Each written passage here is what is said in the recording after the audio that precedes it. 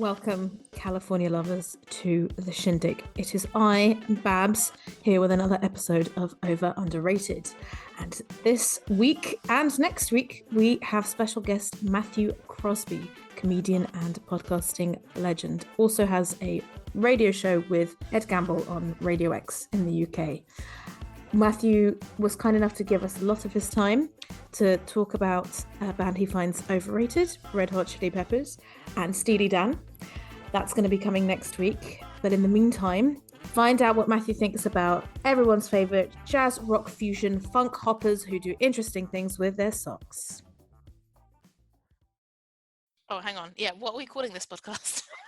Was it over underrated? Over underrated. Sous-évalué. Überschätzt. Överunderskattad. Over underrated. So welcome to another episode of Over Underrated with Fran and Babs. Fran, it's been a while. How are you doing? I'm doing fine. It's a sunny day down in Bournemouth, and today we're going to be having a first chat in seemingly 3 months, isn't it now? Yeah, it's been a while, and I've been to a lot of good gigs recently. So in 2 days in a row, I saw Peaches, which was great. She's touring kind of the Teachers of Peaches because it's 20 years since she's been doing it, and she is 55 years old, and you would not know it. The energy, the humour is all there. It was fantastic, and I'm hoping there was people with strap-on dildos. Oh, I think I like saw her in Love. She had a bikini with 6 boobs. Perfect. The dancers with the vagina faces were there. What else? There was a song where literally she had 2 backing dancers leaning over, and all they did was take pants off. So they had, like, I'm going to say a good 15 pairs of pants, and all they were doing was kind of taking off pant by pant. And I went with a friend who I'd been like, oh, I'm going to see Peaches. And she's like, oh, I vaguely know her, but not much. And she loved it, which was great. And then, you know, same but different. The next day I went to see Turnstile, which was the most intense gig I've ever been to in my life. And a week later, I still have a bruise on my arm from the mosh pit. From the second the first note played, I got pushed forward, lost my beer, soaked in sweat. It was kind of incredible. And that's in Belgium, yeah? It was in Belgium, yeah, in Hasselt, Eastern Belgium. No idea why they chose there over anywhere else, but yeah, it was great. How about you? Any gigs, any music? Well, we have something called Glastonbury. No, tell me more. In England, and you cannot miss Glastonbury all weekend. So I've been on the iPlayer skipping through to all the bands I've heard of. I should have maybe listened to bands I've not heard of, but I'm old. So I checked out a new band called Wet Leg. Yeah, we haven't mentioned them at all, no. Turnstile, not on the iPlayer, but I saw Paul McCartney and Jamie T, Lord, and the excellent Crowded House, as mentioned previously in a podcast. So who was your favourite if you had to pick one? Best performance, Jamie T or The Foals. Although Jamie T was so fucked, he ended with his top off, holding a can, and then mumbling about how he doesn't give a shit about music, he doesn't have a label anymore, and he doesn't care if I'm playing to nobody. So it was shambolic and entertaining for many reasons. But we're not alone today to talk about music. Oh, we no. have a special guest, podcasting legend and comedian Matthew Crosby. Hello. Hi, how you doing? Good, thank you. Have you been to any gigs recently? And, you know, have you watched Glastonbury in person or on the iPlayer as well? I've been to one gig this year, which was Jeff Rosenstock. That's the only thing I've seen. Of course. But I've got a couple of little kids, you know, so that keeps me in the house. I watched all the Glastonbury coverage. What I did though, because I'm also old, is I watched Joe Wiley and Jack Saunders, that sort of roundup. So that I had that kind of on. I don't know whether that was like the BBC Two feed. I think it was. Yeah. And then that meant that I did see loads of people that I'd never heard of before. And like I'd never heard of Gabriel's before. Do you know Gabriel's? No, not at all. Not heard of him before. Oh, amazing. Really enjoyed that. Griff as well. I didn't know Griff, and I really enjoyed Griff. Yeah, this shows how old I am. I was thinking it's a guy from Super for Animals. Oh, that's why. That's why. When they said, come out, we've got music from Griff, I was like, oh, okay, he's shortened his name ever so slightly, but yeah. But no, it wasn't. It was a girl. Imagine that. Girl called Griff. 21st century, man. It's really interesting, though, because now my friends are coming back from Glastonbury. Lots of my friends were there. And it'll be interesting to hear what they... Because obviously the BBC coverage is notoriously bad for kind of the mix. You know, Diana Ross has been absolutely pounded by people who watched it on the telly, Whereas people who were there, like the reviews of the people who were at the show said amazing. I watched it. I watched it on the telly, but I was also making dinner, and I just know. And also I know, you think, oh, she's got so many great songs. I didn't notice she was singing out of tune because I was probably singing more out of tune over the top of her singing out of tune. So I didn't notice that. I love the Pet Shop Boys as well. They are so good live. They are so good live. I've only seen them once live. I saw them at Primavera in 2010. Amazing, really great. But did you see what happened at the start of their set? Yeah, I don't actually know what's supposed to have happened. I think it's like was he supposed to be on the screen or something? I think he's supposed to. Yeah, I think he's supposed to appear through the screen. Like he comes through the screen, but apparently like the little hatch in the screen just didn't open.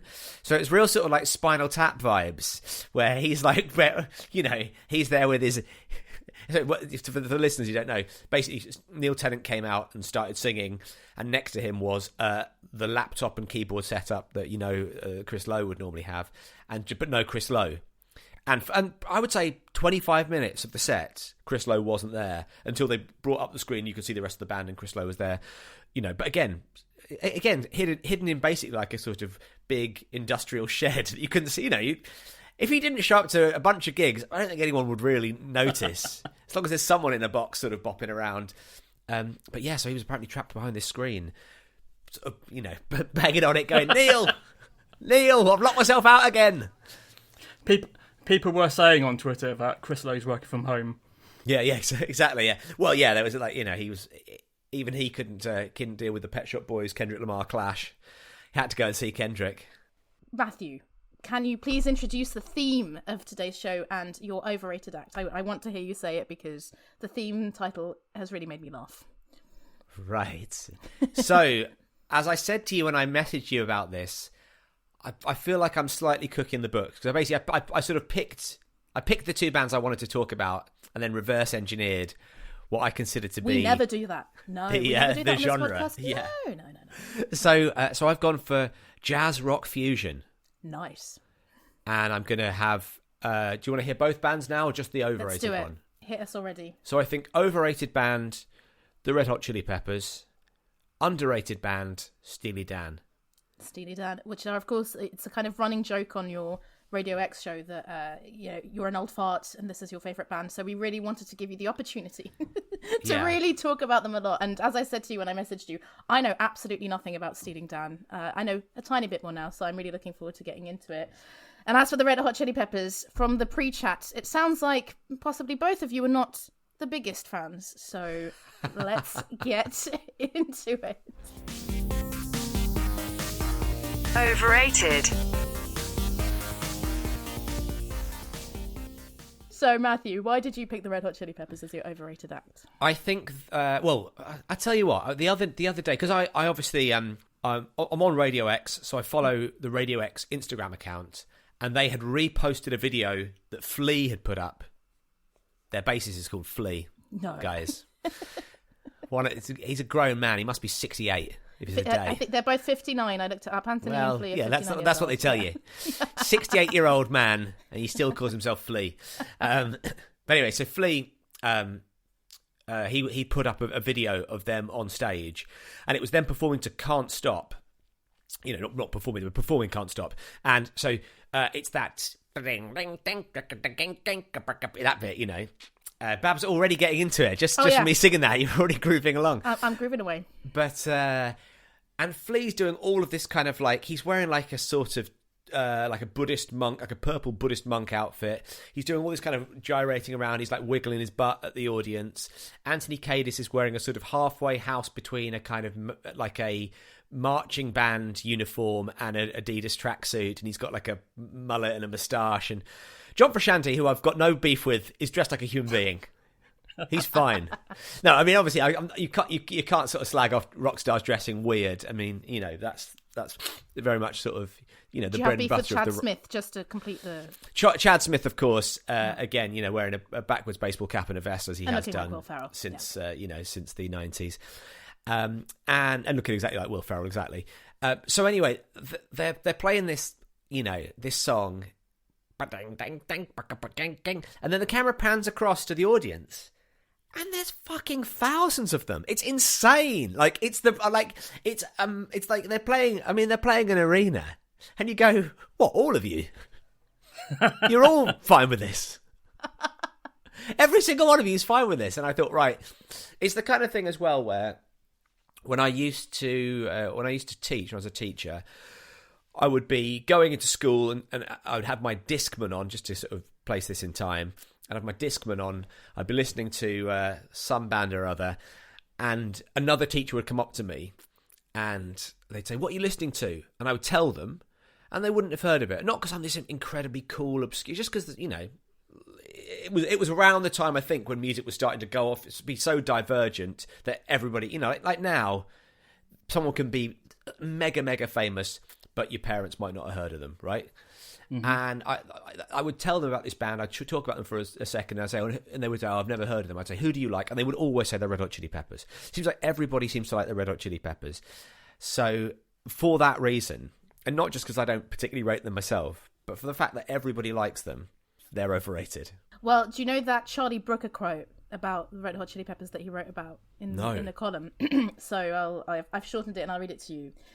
The Red Hot Chili Peppers, they're one of the most popular bands in existence, but have you ever met a single actual fan? I mean, everyone can name one Red Hot Chili Peppers song they kind of sort of like, usually Under the Bridge or that other one that no one ever knows the name of. But where the hell are these adoring fans? Clearly they're lurking out of sight in an alternate dimension that exists somewhere between the atoms of our world, where the Chili Peppers are considered acceptable rather than simply annoying. This magical alt-earth only intrudes on our reality when the Chili Peppers release an album or put tickets on sale. The rest of the time it's invisible. I sort of agree that if it weren't for the fact that I've met loads of people who love Red Hot Chili Peppers. But see, I actually haven't. I have to say, I do agree with that quite, because I feel it's more that people are like, oh, they're fine. But, you know, they're a band that are enormous. So they've sold over 100 million records. Yeah. The Spotify stats, they have 25 million listeners on Spotify. They're 109th band in the world. But I've never met someone who's like, oh my God, I love the Red Hot Chili Peppers so much. I'm going to talk to you about their albums. This is why they're my favorites. They're like, yeah, Red Hot Chili Peppers, they're fine.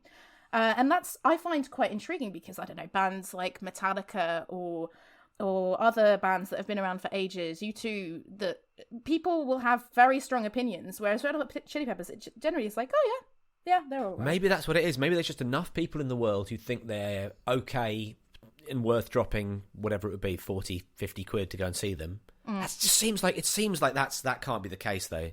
Or maybe it's that, you know, Red Hot Chili Peppers gigs are a safe space for people who are too embarrassed to admit they like Red Hot Chili Peppers. But, you know, like in the Oscars, I say that no one's favourite film wins an Oscar. It's everyone's second favourite film. Yeah. Is that the kind of thing with the Chili Peppers? Although, I remember when Californication came out, I was at university, and there was a lot of people who were really fucking into the Chili Peppers, and a lot of people got their tattoo on their arm. Right. So maybe you're slightly younger, Babs, but maybe you don't remember that era. Because Chili Peppers came into my world with By the Way when I was still at school. And I think that album has some good tracks and some not so good tracks, maybe one that Matthew has picked today. Yeah. But I think apart from By the Way and then Californication, which my friend Francesca burnt onto a CD for me, I think they're the only kind of Chili's albums that I've heard. And I didn't really know what came before. I knew there were kind of funk elements, but I guess you have to say... You're in for a real treat then. Oh my God, Matthew. I cannot wait. I have written out lyrics to discuss.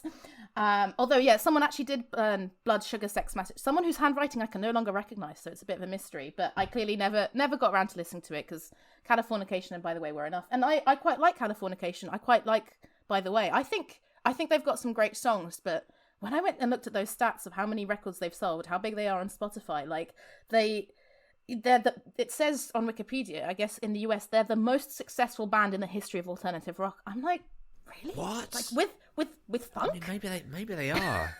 But is that total sales over 40 years, maybe? Yes. Yeah. Yeah, I mean, you know what? They've been... I think there's a lot to be said for sticking it out. Oh, you know, 100%. There's a lot to be said for not, getting a bit antsy around the age of 27 and blowing your brains out. You know.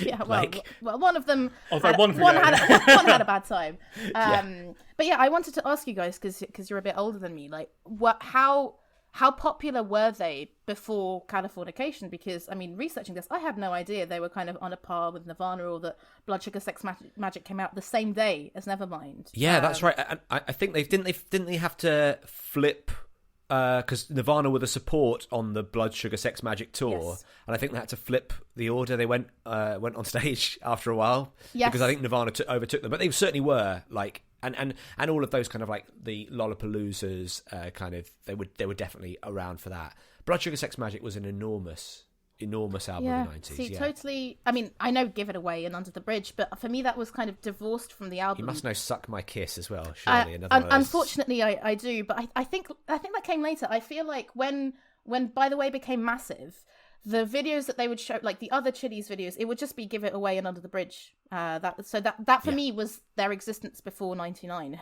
But it turns out there's a lot more. But then I think that's probably true of like big bands like Nirvana.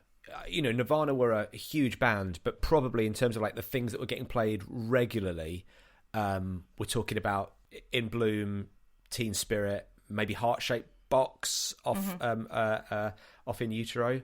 There weren't loads of like, I mean, sort of very deliberately, there weren't loads of big radio friendly unit shifters. But I think so. I think that's probably just the way that things are marketed to you. But certainly, almost everybody I knew from my friendship group had a copy of Blood Sugar Sex Magic. It was a big touchdown album. Yeah. You saw the T-shirt a lot. So I remember, like, obviously having MTV when I was like 10, 11, and Under the Bridge and Give It Away being on all the time. And then I remember like there not being much for like 10 years, and was Aeroplane and Love Roller Coaster being maybe the only two songs I heard for the next 8 years. Yeah. And then Californication came out, and Jesus Christ, you could not move for like, it's like all the singles on all the time. And they sort of became like untouchable to like my era. Like, so I remember when I saw Around the World video, and there's a bit when he goes ding dang ding dang ding dang ding dang dang, and I remember laughing, and no one else found it funny. Like he could do anything he wants to because he is Anthony Kiedis. So it's like, so that's why to me the phrase second draft has never been used in the. Like, how is this? Is this fine? Yeah, and like to me, when he said he had never met a Chili Peppers fan, I used to live in my university in 1999, 2000, because Jesus Christ, they were everywhere. And everyone who seemed to like the Peppers loved the Foo Fighters. They went hand in hand, those two bands. And then that kept going on until I guess around Stadium Arcadium, when people sort of shuffled away from the Chili Peppers, and like I don't know many songs from the past like 20 years really. But I have to say, it was quite interesting to kind of deep dive into this, because I have a bit of a newfound respect for them for how many people they've worked with. I had no idea that Andy Gill produced one of their albums, that Rick Rubin had his fingerprints in so Rick many Rubin's places. all over loads of their albums, yeah. Which I think, well, we'll get to it in a bit. When we get to one of the songs off of Blood Sugar, you've got to remember every time people like, hold up Johnny Cash as Hurt as like Rick Rubin's a genius, you've got to go, he was also responsible for So Psycho Sexy. So let's let's take it. Let's look at the entire career. Yeah, he did some good stuff as well, but the fact that he was in the room and a big collaborator on that album. Like they said, he was instrumental in like helping them with riffs and with lyrics. The fact that they were like, oh yeah, it's running at like 8.5 minutes, Rick, and he's like, yep, fine, we're done for the day. Yep, sure, I'm off to comb my beard. It's like, surely, come on, you could trim. I'd say you could trim a good 8 minutes out of that song, and it would still be just the same.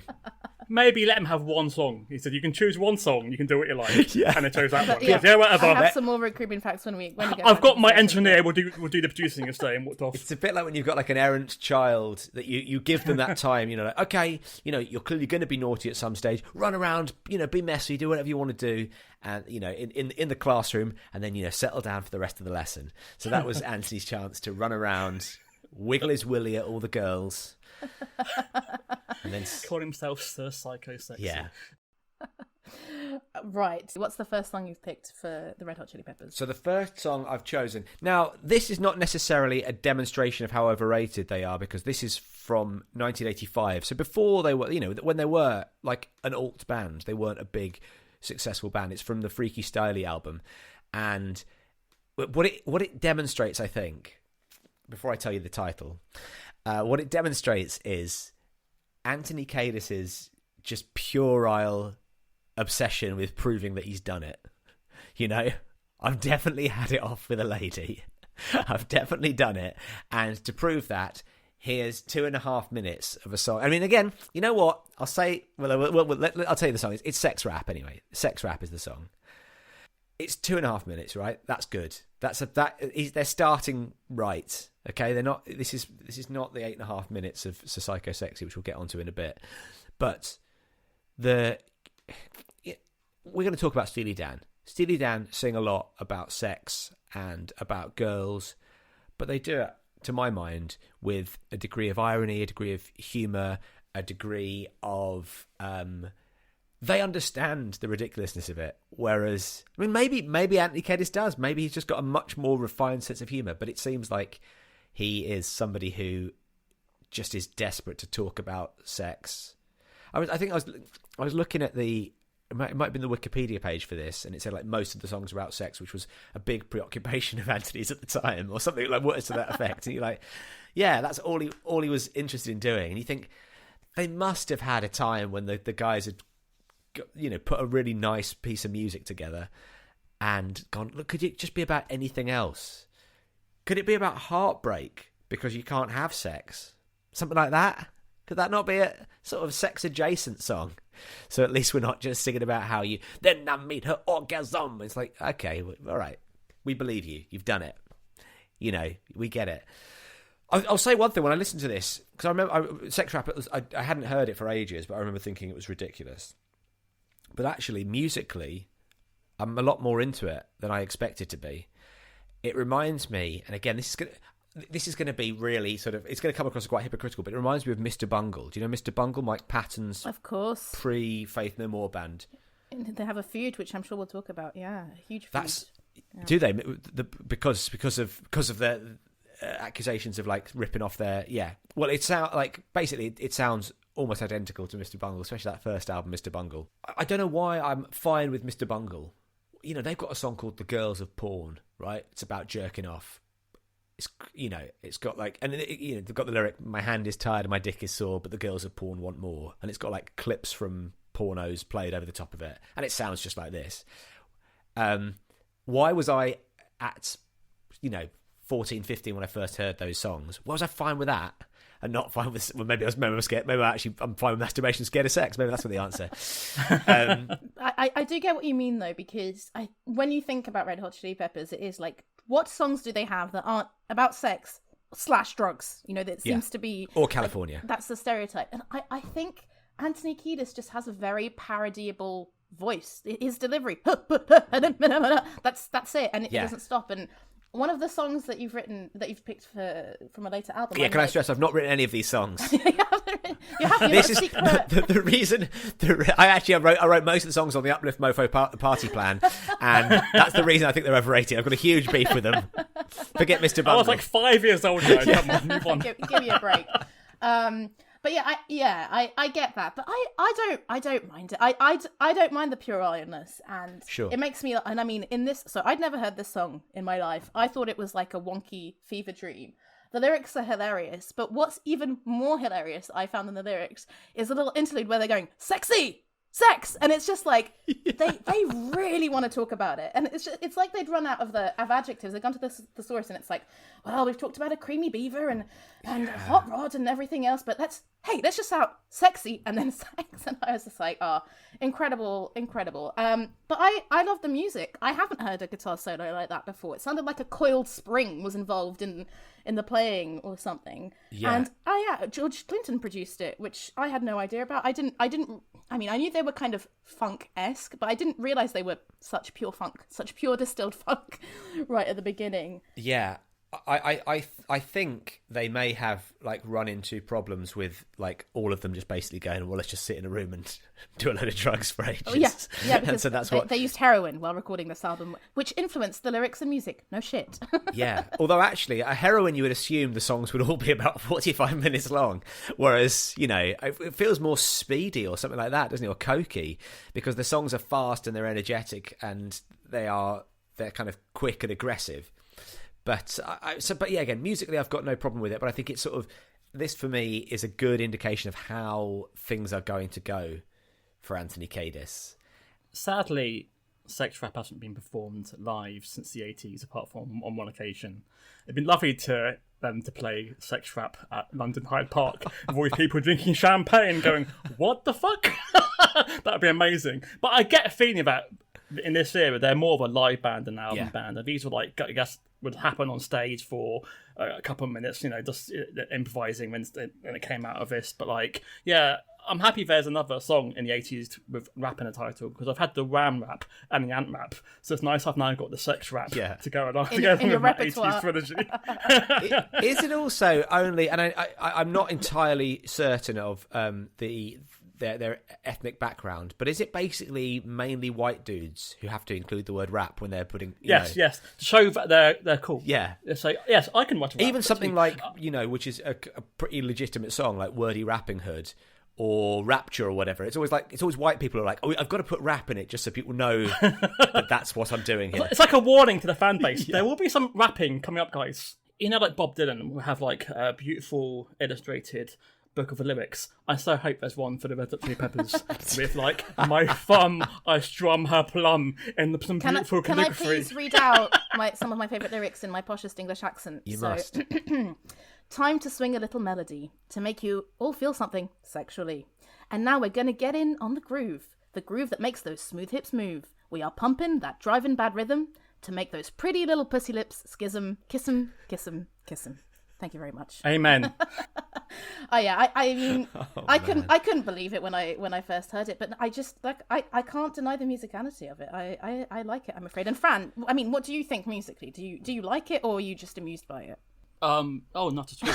But Neither. Okay. I would never listen to this dirty funk. Is that what I can name it as? Sure. No, it's not. It's not for me, unfortunately. Although I've always kind of thought I should maybe listen to the 80s albums, and if this is 80s Red Hot Chili Peppers, then I'm You're out. Give it a miss. But it's obviously it's amusing. I mean, the lyrics to Google the lyrics, guys. If you're listening at home, please Google the lyrics to sex rap and have an interesting read. But apart from that, nah, I'm okay. I'm okay. No more sex raps or any 80s raps for me, really. So Matthew, what's your second pick, which I'm sure is a world away from sex rap? So this is just a short hop, skip, and a jump to 1991. Blood Sugar Sex Magik. I think arguably, I mean, maybe Mother's Milk was pretty big, but Blood Sugar Sex Magik was their massive breakthrough, I would say. And this is a song on... It's a long old album anyway, but this is a song, as we've talked about it already. It's Psycho Sexy. And Psycho Sexy is... now, it's an interesting thing, again, talking about Steely Dan. Anthony Kiedis is playing a character. Donald Fagen in his songs is often inhabiting a character. They're not him. It's not who he is. So Psycho Sexy is obviously a character. He even puts on a voice. He's sort of telling the story of it, and then when he gets to Psycho Sexy, he slightly changes his voice to show that he's putting on this character. But I think the character is basically who he wants to be. He's not like I don't think he's sort of going, imagine if such a person existed. He's going, imagine if I could do this. Well, maybe and actually, I think that's probably how he was. If you went to a party with Anthony Kiedis, I think he probably, after a couple of, whatever it was on that night, he probably turned into Psycho Sexy and made everybody else's life a bit of a pain. But yeah, but the thing and again, actually, it's interesting because I think there's definitely a sort of Parliament P-funk sort of. It's got a sort of slow jam, funky feel to it. And again, music I don't dislike. I think it massively outstays its welcome. It also does the thing that a lot of Red Hot Chili Peppers songs do, and it makes you realise that... I think this is the thing, when I talk to people about Red Hot Chili Peppers, it becomes very apparent that, like, no matter what the lineup is, I tend to like three of them. There's one dude who's slightly messing up for everybody else. But there's a bit at the end of Psycho Sexy when it's just a great instrumental breakdown, and you go, "This is it, isn't it? This is the bit. This is there's no one can, especially the current lineup of Red Hot Chili Peppers with Flea and Chad Smith and John Frusciante. no one can dispute they are a phenomenal band musically. They're all absolutely incredible musicians. What they choose to do with that is a different thing, but no one is doubting that they can all play really, really well. Especially, Frusciante has just an amazing sense of melody.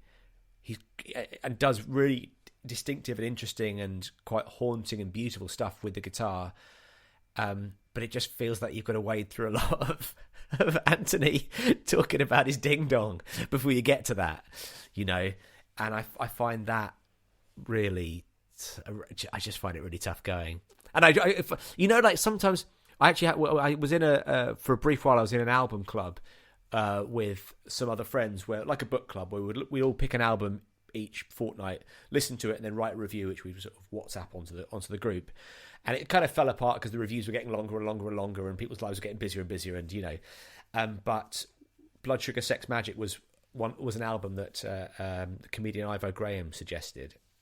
He's a big Red Hot Chili Peppers fan. So there you go. I can name one. That's the one. And also, he's quite young too, isn't he? Yeah, so they were big before he was. Yeah. So this is he would have got into them through By the Way or something like that, one of those. But there was a walking around having to listen to this album and listening to Psycho Sexy. I felt embarrassed. I was embarrassed that my headphones were suddenly, the Bluetooth would disconnect and it would just play to everyone else on the train. You don't necessarily have to see yourself in music. It's not necessarily an important thing, but you want to connect to it in some way. And this felt like a complete window into somebody else's awful brain that I just didn't want to be a part of. It just makes me cringe. Should we mention his previous allegations, Anthony Kiedis? The allegations are made by him. Yeah, I mean, this is the sort of slightly trickier side of talking about Anthony Kiedis. Is if you sort of scratch away at the surface, there've been multiple sexual assault allegations against him. And in fact, when he scar tissue probably, it certainly came out in the last 15 years. 2004, I think. So it was about, what's that, 16 years ago? Mm-hmm. Okay. Weirdly, yes. But the fact that he kind of admits to having sex with a 14-year-old girl, and then also wrote this song, Catholic Schoolgirls Rock, about it. Which is... because from what I saw, he didn't know that she was 14 when he first had sex with her. Fair enough. But then he did. And then he did, and he was like, "Oh, I just had sex with her one more time, and then she went home."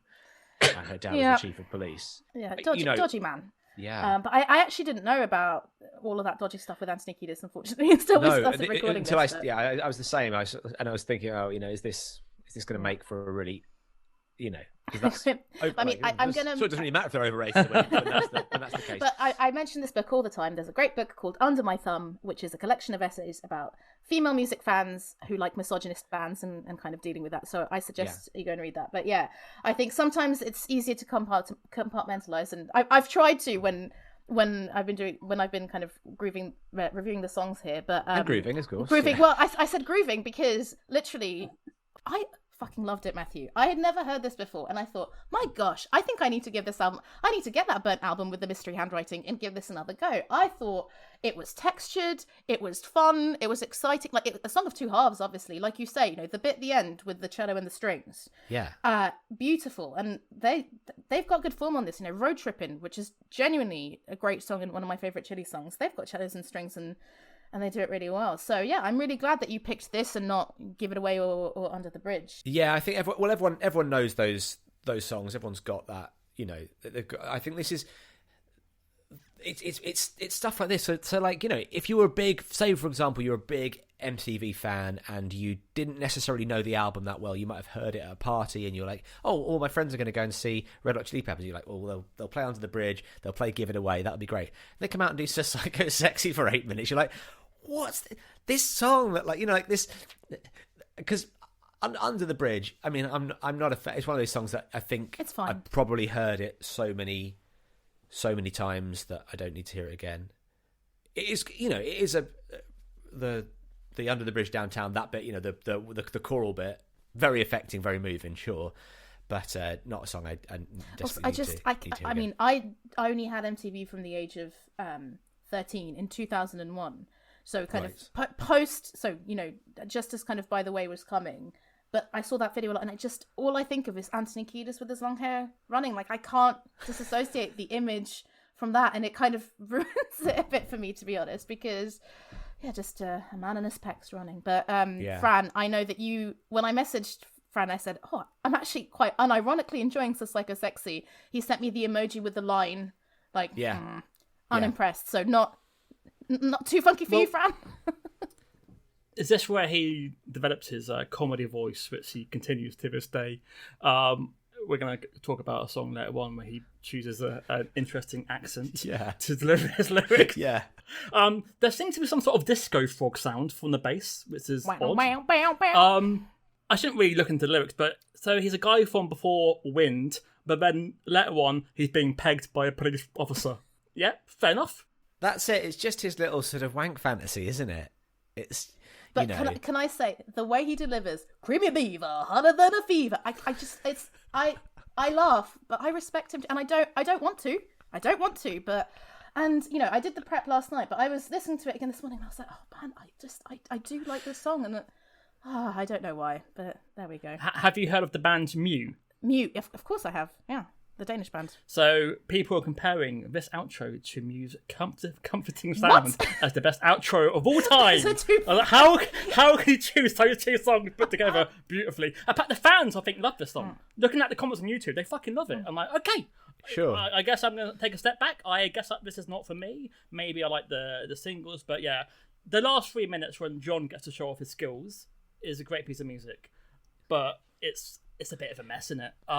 I think they still do play this live, surprisingly. I love it if they chose to end on this song. Guys, we're not going to play Under the Bridge or give it away, but hey, guess what? So Psycho Sexy! And you know what? Songs don't tend to get much shorter when they're played live, do they?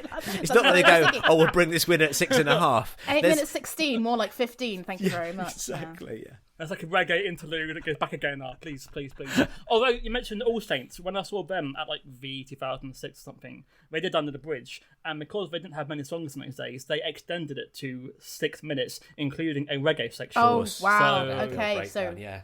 Try and track it down on YouTube. But yeah, I'm sorry about it's okay, Fran. It's okay. I forgive you. The funk comes only to one of us this time around. I'm sure it'll come back to you another time. But the best part of the song is the bit when it's not the funk.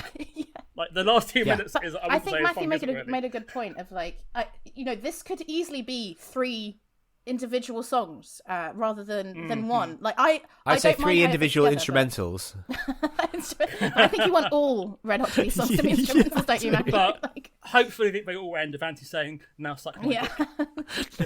Yes. Hello, this is a promo for a podcast about a playlist. Yeah? Yeah, it's called Playlist. Yeah. My name's Mike Lash, former actor, former comedian, former creative, former cool dude. This is Kay Mitchell, former musician, former art student, current cool dude. We've created a playlist, a fucking brilliant playlist. The best playlist ever, to the point where we spoke to each other about how good the playlist is, and that we wanted to be the people at a party who's putting on the music and only putting on a few seconds of the music before changing the song, because everyone loves those guys at a party. That's us. So each week we have a guest and they have to choose one song to define them as a human person. One song for me, Mike Lash, to sing right after. And then, because Mike is not the best person in his family, we've incorporated his mum to give her insight into each song, which will maybe help the guest to define themselves as a person. But really, we probably shouldn't get bogged down in the format of the podcast. It's really heavily edited, so it's not actually that boring. It's quite short, so I really think you'll like it. Kerry's kids are home, so it's probably the end of this promo. It is. What was it? www.playlistshare.com, and available wherever you get your podcasts. Over underrated. Sous-évalué. Überschätzt.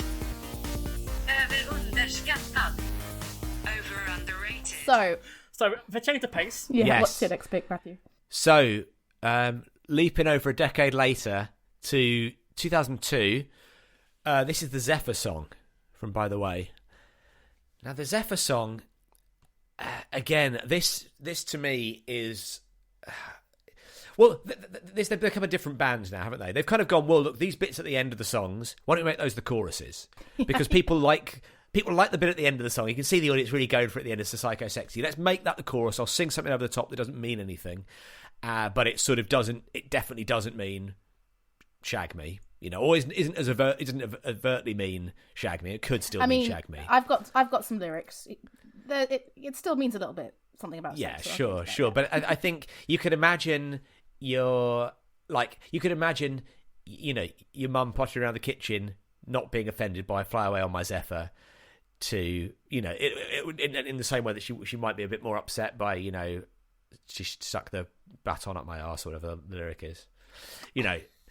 So I'm pretty sure it's not baton and it's not arse, but still, that's the intimation of it. But the reason I picked this is because it's got the lyric, "What a way to finally smell her." I thought, that is the definition of, come on, Anthony, you could have given that 5 more minutes. I know he gets that thing where he's like, I'm gonna get a rhyme and I'm gonna do it 12 times in a verse, and fine, you know, and that's great. But some of them have to remain, you know, in the notebook, just scribbled through. You don't know, Matthew. He might have had something similar to COVID, lost his taste and smell. He's regained it, and he's happy about it. That's what the song might be about. It could be. You know what? It could be about, you know, it was ever since he quit smoking, he's got his sense of smell back. They've been in and out of rehab loads, you know. And this is not an accusation that I think is an across the board criticism of music, but I just think it doesn't mean anything. It's totally pointless. You know, I don't think they're saying anything. I don't think they're trying to say anything. There's sort of nothing behind it. It's completely inoffensive. Like, you know what? We play it a lot on the show, this song. We play lots of Chili Peppers on the show, and it's fine. It's absolutely lovely, but have you played to Psycho Sexy before? No, we haven't played to Psycho Sexy. Gotta suggest it for the B list. It's not made it onto the. It's not made it onto the playlist. Certainly not the Sunday morning playlist. But I don't know. It's just I just don't see there being anything to it, and it feels like musically totally fine, not especially interesting, quite catchy. I'll give them that. They know how to turn a melody that you go, well, that's going to be in my head for the rest of the week. But what you know. But then I guess that's how I suppose that's how, like, it's the thing that gets leveled at Oasis, and like Noel Gallagher has said, I deliberately don't write lyrics that are clearly about something, because, and he used the example of John Lennon's later work, you know, and he's like, all the stuff that John Lennon's singing about, you know, mother and stuff like that, he goes, it's important to him, it's not important to me, so it's easier for me to write lyrics which is, you know, she's got a sister with a blister and all that kind of stuff, because it doesn't really matter, you know. Slide Away, Give It All You Got is kind of a brilliant lyric because it doesn't mean anything, you know. After All, You're My Wonderwall. These are all things that sort of do and don't mean everything. And I guess that's what the Red Hot Chili Peppers are attempting to achieve, but it feels incredibly hollow. I watched a documentary on, as per usual, on the band, and Rick Rubin discovered Anthony's book of poetry, yes, poetry, and he hadn't put forward Under the Bridge. Oh, wow. Which is probably one of his best lyrics. Yeah, which actually is about something. Yeah. So maybe he's a bit embarrassed. Maybe he's a bit insecure about him actually talking about his feelings. I don't know how much he has involved with the actual songwriting. Like, does the band write the music, then he comes along and just puts his lyrics on top of it? I don't know. But, it sounds like it. Yeah. It sounds like he goes, how long have I got to write the words? 10 seconds? Oh, yeah, fine. Off I go. Give me the rhyming dictionary. Ding, dang, ding, dang, ding, ding. But, yeah, I had to check up, and apparently on 47 songs, Anthony talks about California or somewhere. 47, but I think there's more songs than Nirvana composed in their life. Yeah. So I'm sad that in the song he doesn't mention on a Zephyr flying to California, but maybe the band asked him, give it a miss maybe for this album. But this, sadly for me, Matthew, I do like this song, and by the way, for me, it's their best album. Maybe because it had less funk and sort of moved away to... I guess this... I'm surprised this is on the Radio X, because for me, this is the Radio 2 era or Red Hot Chili Peppers. Yeah. All of the edge has been taken away. There's no talking about licking girls out. Which I think is, like, weirdly, that's the thing. I complain about him talking about sex too much, and then he removes all the sex. I go, well, you're not talking about anything. You've got nothing else in there. There is still a bit of sex in this song, because the Yeah, lyrics sure. are, can I get your hand to write on? Just a piece of leg to bite on? What a night to fly my kite on? Do you want to flash your light on? So Oh, Jesus it's still Christ, there. Anthony, Guys. It's still stop there. it. He can't stop it. He can't help Stop himself. it. But apparently the opening chords are exactly the same as Willy Wonka's Pure Imagination. Is it? And it almost got sued. Really? Yeah, but By Gene Wilder? and Letter One, there's also another lawsuit. As we're going to mention the song Letter One. But yeah, I think, by the way, for me, I guess it's the least Red Hot Chili Peppers stand, which is why I like it. So yeah, this for me is fine, but I have heard it far too many fucking times, unfortunately. There's better songs. Yeah, definitely. Like, I find this song annoying as hell, actually. Like, but on re-listening, I think it's the chorus. The verses are okay. There's some kind of, little trills and stuff that are interesting. I'll say one thing as well. Like, Anthony Kiedis is not, again, it's like the band they're all good musicians. They're all excellent musicians. Anthony Kiedis is he's got good flow, not sort of technically the most gifted singer, but I think he's good at emoting. And I wrote a sort of parody of By the Way to open one of the Radio X shows recently, and it's what he's doing is hard work. That's like, it's to get the breathing rights to rap in that way. He is clearly he's got some talent there, but he's just a bit sort of definitely. fixated. And I mean, from this album, I really like Can't Stop. Which is, I think also that I saw that video way too many times, but I still enjoyed it. Would you say you're addicted to the shindig? Oh, I can't stop. I'm addicted to the shindig. Drop top. I said I'm going to win big. Oh, I start the lyrics. Who knows? It doesn't matter. It really doesn't matter. But yeah, on this, this particular song, yeah, I'm not such a big fan, but I think on this album, not only do they move away from a kind of, I guess, stereotypical sound, but there's lots of, there's Cabron, which is, got beautiful melodic guitar. Throw Away Your Television, which is a bit kind of rockier. There's a lot of good stuff on this album, though I think I would probably say Californication is my favourite, just because I feel like Californication is one of those albums where I think I pretty much like every song. Even Around the World, Fran, even the Ding Dang Ding Dong, possibly Racist, who knows, songs, whereas I think there are a few duds on By the Way, and this is one of them. But By the Way sold 8 million copies worldwide. So what do we know? I think one problem with the band is that they can't stop at 10 songs. There's too many songs, guys, especially when we're talking speaking about Stadium of- Arcadium is Stadium Arcadium. I think it's over 2 hours long, isn't it? I was going to ask, have either of you listened to Stadium Arcadium from beginning to end? You forget where I worked. Oh, of in course you 2006. did. Yeah, in Where were you in HMV. 2006? You were roadie for Red Hot Chili Peppers, weren't you? Yeah, I was working in Zavi. Oh, Remember of Zavi? course, much missed, Zavi. Yeah. And that album was on loop, wow. and there's 2 good songs Oh on that entire album. no! And when it starts, you're like, oh fuck. But it was like massive. I think that was a bigger hit than, by the way, like it was number 1 in like about 20 countries. Yeah. So yeah, what beautiful song have you picked from Stadium Arcadium, Matthew? I've picked another one of their 47 song California Odyssey, Danny California. I mean, you've got to hand it to them. This at this stage in their career, to write a song with California in the title, when that's all people take the piss out of them for. Yeah, that's where we love California. We've still got more things to say. And if you read the lyrics, so Danny California is this stunner of a woman or whatever it is. She's not actually from California, shockingly. What? But Well, he sings about Alabama quite a lot. Yeah, doesn't he? there's basically. I think I don't know if he's trying to get the 50 states into the lyrics, but he goes through a lot of them. He was trying to do that Sufjan. When Sufjan Stevens said he was going to bring out an album for all 50 states, and then released 2 and then stopped. Said it was a joke, actually. I think that's what Anthony Kiedis was like. Right, we're going to do one better. We're going to get all 50 states in a song. He's like a sort of funk rock Tom Lehrer. But I mean, so how do you feel about the song, Matthew? Like, Take a wild guess, Babs. not great. At this juncture, we've been talking for an hour. What do you reckon? So is this like an exorcism for you? Are you is this like the anti-radio? No, because they're the we obviously because people are listening to the station for the music, not necessarily for us. We obviously say nice things about all the songs, but it's the only band that we will. I think we describe them as silly. Aren't they a silly band? That's our sort of code for. Bloody hell! Did you hear that? But they were quite a Kerrang band, so does Ed like that kind of era of? I don't know how he feels about. I know, in fact, I do know how he feels about Red Hot Chili Peppers, and it's not good.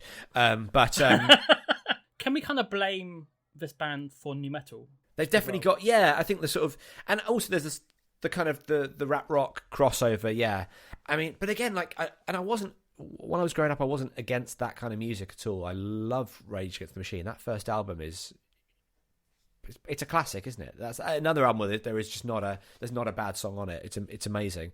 And you got again, phenomenal musicians, but Zach De La Rocca actually has something worth saying.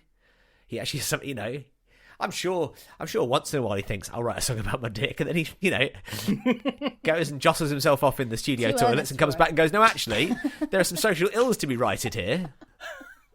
There's some great B-sides which we haven't heard about. This is the thing, because with this song, I only knew Danny California and Zephyr's song from this list.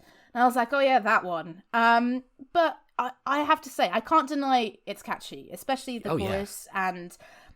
the final bridge before the chorus. There's some interesting guitar sounds and maybe even some synths, and there's a guitar solo at the end, but definitely there's something inauthentic about it. I mean, I don't know if it's self-parody at this point, but it just feels that they're like, yep, this is what we do, we're not going to shy away from it, here you go. So it doesn't feel like it comes from the heart or from the cock, so to speak. But yeah, I think I enjoyed it more than I thought I would re-listening to it. But I have no desire to go and listen to the double album Stadium Arcadium. It felt like when it came up, this is like if AI would write a Pepper song. It's like this is their stadium rock era, and Flea's bass has kind of been put lower in the mix. It's more like layers of guitar of John and that big chorus. But when I mentioned about lawsuits, so people notice this is almost identical to Last Chance with Mary Jane by Tom Petty. Oh. And okay, I won't sing. and it actually went to court, and apparently it's one chord different, and that's enough to get away with it. But obviously, Rick Rubin produced that Tom Petty song as well. Oh, Ricky boy! But Tom Petty, he said, don't worry about it, guys. Don't worry about it. I'm always fascinated by those court cases, because I know they'll bring in musicologists to sort of analyse it, but ultimately it's decided by a judge and a jury, isn't it? And you go, why are we letting? I genuinely felt a bit, it's going to sound terrible, but like the Blurred Lines court case, I thought that wasn't the problem with the song Blurred Lines. That to me was not the. That wasn't the. No idea what you mean, Matthew. But, that wasn't the. That wasn't although the lyrics could be by Anthony. Yeah, no, a little bit subtle for him, a little bit subtle. But I thought to give to play it, because there are plenty of songs that you hear and you go, oh, that sounds a bit like that, just because there's a finite number of notes, there's a finite number of chord progressions. You want to make music that sounds palatable. You don't want to make sort of atonal, discordant nonsense. So. You're writing pop songs. It's going to happen. I always feel like, there are songs that sound a bit similar. Sure, My Sweet Lord sounds like She's So Fine, but they're not the same song. Before we move on from this, I just want to leave you with a fact that who were John Frusciante's influences for this album. This really surprised me. So he said his two main influences were the Mars Volta, fair enough, and the R&B singer Brandy. And he said, she's doing something different. She's doing so many vocals that there is never a space. Whenever one voice stops, another one does something in its place. There's so much going on. You can't hear her voice with your conscience. You have to hear it with your subconscious. So there we go. I think John Frusciante, he seems to me like Wes Borland in Limp Bizkit, where it's like, why are you here? What are you doing here? You should be somewhere else. I mean, I know he's done loads of solo stuff and is in other bands, but it's just like, to come with that and then write a song like Danny California, I'm like, something doesn't add up. They were so lucky to find him. They really were. Yeah, and he keeps going back. I mean, that's the thing as well. It's a bit like, oh God, I'm just trying not to. I don't want to be awful about, but when somebody who, for example, was, just for example, was in a band like the Germs and then goes on to be in one of the biggest stadium bands of all time, you go, can you marry those two halves of your? Do you just love music? Do you just love playing music live, and then that, and it's and the fact that you get to play it to thousands and thousands of people every single night, is that enough? Do you know? I mean, I don't know. It's interesting. Let's wrap this up with your final pick, Matthew, which is from their latest album, I believe. Yeah, man. This is was the first single. It was the first single of the last album, Unlimited Love, which came out this year, and it's called Black Summer, and it's a remarkable song. Did you like this one, Babs? You said you hadn't heard this one. I hadn't heard this one. I thought that this song feels like you've amalgamated all of Red Hot Chili Peppers' late 90s, 2000 songs into one. That's how I felt. It's definitely, putting a load of information into a computer and making it right. Yeah, like Fran said, AI. This one feels like AI, definitely. But more importantly, we should focus on the voice that Cadis has gone for. A sort of sea shanty, sort of Irish folk song kind of. It's really odd. I mean, for a guy who already sings in quite an odd way, he's really gone for it this time. And I was watching an interview with Flea, and it was with Johnny Vaughan from Radio X, and Johnny said, "What's going on with the voice here? What's going on with the? We've got to ask why is the sea shanty thing." And Flea said, "Yeah, Anthony just does these things sometimes, and he was doing it, and we all thought it was funny, and so we left it in." And something really changed for me, because I was like, "Oh, well, if you think it's funny, it's kind of all right." Like I sort of suddenly had a bit of a, because I knew they were a band with a sense of humour in inverted commas. They're not a serious band. They're always, ever since from the names of their album titles to the names of their songs to the way that their videos are, they're always very often sort of big comedy videos. I knew they were a band with a sense of humour, but the fact that they're like, "Oh, we just do a funny voice on a song because we think it's funny," I sort of weirdly, begrudgingly went, "You know what? You're okay. You've like, in a way, all of the, you've kind of just cracked the secret of having quite a fun life, haven't you? They're best mates from childhood, aren't they, Anthony and Flea? They're best mates from childhood. They have been through some pretty awful times together. They've been through some, addiction and the death of a lot of their friends and band members, through addiction and other things. And now they just, they get to do these massive concerts. They get to play with loads of people. They get to do, the reason I picked this as a jazz fusion band is because they get to do stuff like Jazz Fest. Imagine if you went to Jazz Fest with your little clove cigarettes and your beret, and you go, "Oh, who's the headline act? Is it Gregory Porter? No, it's the Red Hot Chili Peppers. And they're about to do Can't Stop. You like jazz, don't you? You're a jazz fan. Surely listen to Danny California. What do you think of, what's your favourite jazz song? Oh, it has to be Black Summer by Red Hot Chili Peppers." But yeah, they get to do, they get to tour the world, do these things, and they haven't disappeared up their own arses. Think lots of things have gone up their arses over the years. Policeman's truncheons, no name but one. But no, that is good, because I think they don't they can't take themselves too seriously. Like I said, you can't write a song called Danny California that without late in your knowing. career, yeah. And unless you really have so many people blowing smoke up your arse. We haven't mentioned smoke, eh? But I think that does, fair enough. And well, yeah, I didn't particularly like the song. I didn't dislike it. And like I said, I've come away from this playlist and from this research with, like, do you know what? They have evolved and they keep trying. And I'm surprised, Fran, that you haven't seen them live, because you've seen everyone. So am I. They haven't been I'm on the surprised festival. they're not being on the same. Yeah. I don't know how it's happened. But I bet you as well, you'd have a really nice time. No, but I'm sure, I saw Rowena Mason, the DJ. She went to see them and she said she had a great time. They can easily fit a best of CD, can't they? And yeah. I mean, I listened to the new album after listening to Black Summer, and this is the only highlight, unfortunately. And there's a lot of songs, as per usual. But yeah, I enjoy. John's got a really nice guitar solo on it, and yeah, this could be from Stadium Arcadium. It's nice that Anthony's still going topless. He's the only one still pushing that through. But yeah, I don't know. Do I need to hear more Chili Peppers albums? I don't know. Like, it's a bit like the Foos in that they release albums so they can tour and play all the ones that you want to hear from the sort of first. Which is well, why I in was my case, surprised first two when I albums. looked at Hyde Park and they played maybe 6 songs from this album and then didn't play Can't Stop or Under the Bridge or all stuff. Yeah, I was like, that's quite mad, so isn't it? That's an interesting choice. But yeah, I mean, it's nice we kind of ended on a high point. Yeah, that I think I think the arc of this has been I think the Red Hot Chili Peppers are a very silly band, and I stand by that, and I think they probably agree with that. They're not for me, but you know what? They seem to be having a nice enough time, don't they? And I mean, I would not pay more than I live in Belgium, so I would not pay more than €40 to go and see them live. But I would like to see them live, especially if they were playing, more of a greatest hits set. Obviously, if it was just Black Summer times 10, I would not appreciate that. Or Stadium Arcadium in full. Yeah, that's one of those ones where you're like, I don't think they've got, you were talking about seeing, who were you saying you'd seen performing their album for Peaches? That's right, yes, Teachers of Peaches. I don't think they've got that tour in them.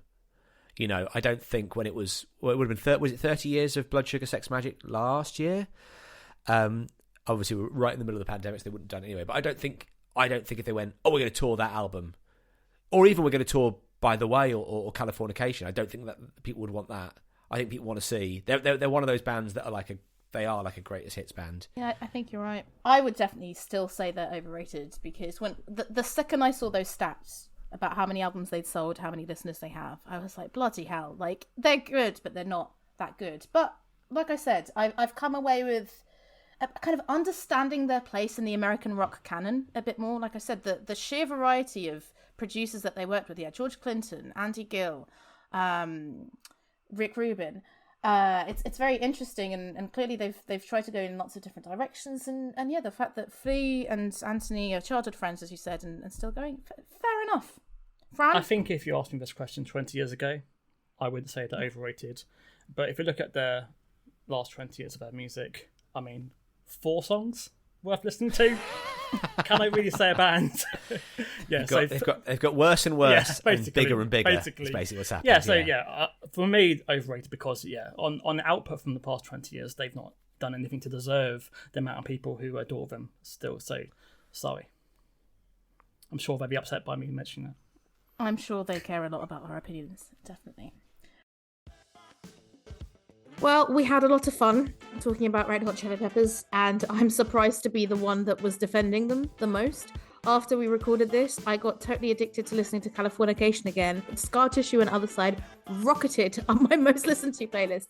So there we go. Maybe not the intention that Matthew had, but that's where it led to me. Join us for part 2 next week, where Matthew is going to be talking about Steely Dan, a band that he's very passionate about. He talks about it a lot in his Radio X show. Completely different, even though broadly jazz rock fusion. If you have opinions about Red Hot Chili Peppers, feel free to get in touch. You can email us over underratedmusicpod@gmail.com, or you can follow us on social media. It's @OUMusicPod on Twitter and @OverUnderatedMusicPod on Instagram. Please do not send us pictures of you recreating the Red Hot Chili Peppers with socks on their cocks. Thank you in advance.